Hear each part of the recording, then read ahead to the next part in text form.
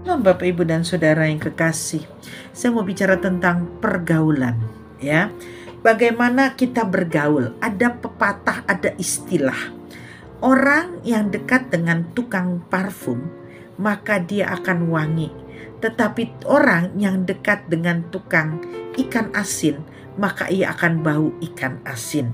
Oleh karena itu pergaulan ini sangat penting, terlebih anak Tuhan. Banyak anak Tuhan sekarang ini sok pede. Maaf, saya katakan sok pede. Bukan berarti saya tidak percaya. Banyak orang berkata begini, ya nggak apa-apa anak saya menikah dengan orang di luar Kristen, di luar Allah, supaya nanti bisa membawa ke gereja. Bapak Ibu hati-hati.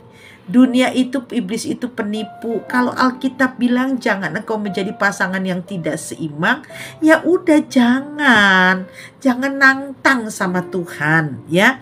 Juga kita berkata kita udah tahu bahwa maaf, berjudi itu nggak bener, rentenir itu nggak bener, berhutang itu nggak boleh ya. Nah kita sudah tahu, tapi kita masih lakukan. Kita salahin Tuhan, kok Tuhan begini hidup saya? Nah makanya dengan siapa Bapak Ibu bergaul? Pergaulan itu mempengaruhi. Lihat sekarang banyak orang terjerat pinjol, ya terjerat dengan kartu kredit, terjerat dengan macam-macam karena demi gengsinya.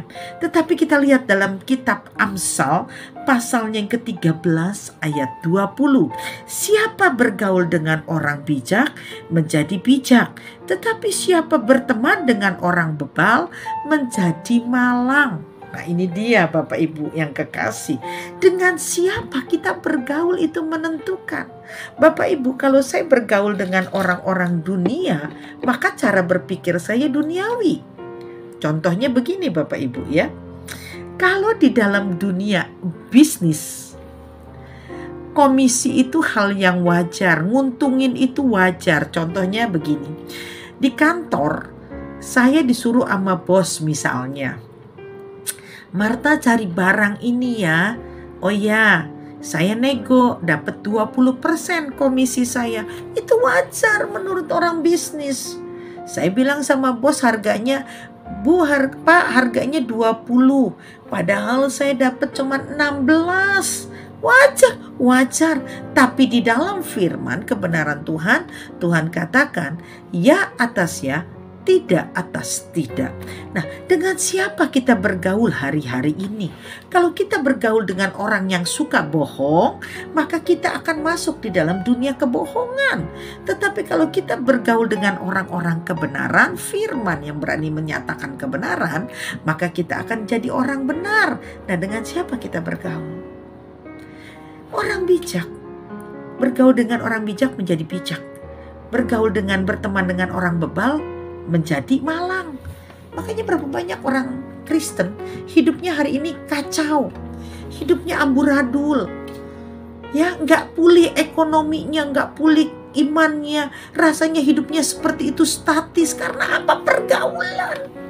Kalau kita bergaul dengan anak-anak Tuhan yang sungguh-sungguh, yang bijak, yang penuh hikmat daripada Tuhan, itu akan berbeda. Bapak Ibu, pergaulan saya menjaga, ya, saya nggak mau bergaul sembarangan. Kenapa? Pergaulan yang buruk merusakkan kebiasaan yang baik. 1 Korintus 15 ayat 33. Saya bergaul dengan siapa? Kebiasaan saya baik, tapi dengan pergaulan itu bisa merusak saya. Bapak Ibu, beberapa waktu yang lalu saya mendengar dari Tansil ya, Grace Tansil gitu ya. Dia ngomong begini, orang tuh kadang-kadang norak, dia bilang. Saya juga kaget dengan statementnya. Barang yang terbagus adalah LV gitu, Louis Vuitton gitu ya. Yang bagus itu adalah merek-merek terkenal ya. Tetapi sesungguhnya merek-merek yang itu tanda-tanda OKB katanya. Orang kaya baru kalau yang pakai begitu. Nah, tetapi orang-orang kaya nggak akan begitu. Dia bilang dia pakai yang lain karena dia tahu. Nah, hari ini nih kita termasuk yang bagaimana bergaulnya. Terkadang untuk dihormati orang, kita memaksakan diri supaya orang lihat kita ini hebat. Tetapi Alkitab bilang, dengan siapa engkau bergaul? Tuhan mengajar kepada kita, cukupkan diri dengan apa yang ada padamu. Ya, dengan siapa kita bergaul? Kalau kita bergaul dengan firman, kita bergaul dengan anak-anak Tuhan yang takut akan Tuhan, itu berbeda. Bapak Ibu, pergaulanmu menentukan masa depanmu. Karena itu jagalah pergaulan kita, supaya di mana kita bergaul, kita boleh menjadi berkat. Tuhan Yesus memberkati.